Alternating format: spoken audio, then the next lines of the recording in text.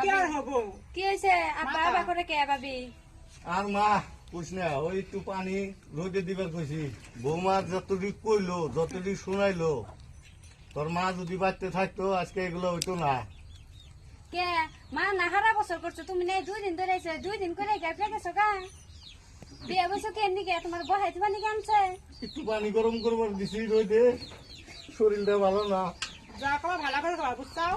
তাহলে এই মা গেছে তুমি জানো না এই মানুষটা পানি একটু কাই করে দিবার দিছে মা থাকলে তোমার দিতে পার না মা নাই কে রেখেছেন নিজের যদি বাপ হইতো নিজের বাপরে দেন না তো না তোমার বাপের হাতে যদি তোমার ভাই বই এবার করে পোলার বই যদি এবার করে কি বানাবো তখন আগে মা ঝগড়া করিস না, চ্যাংরা মানুষ বোঝে নাই, বুঝবো।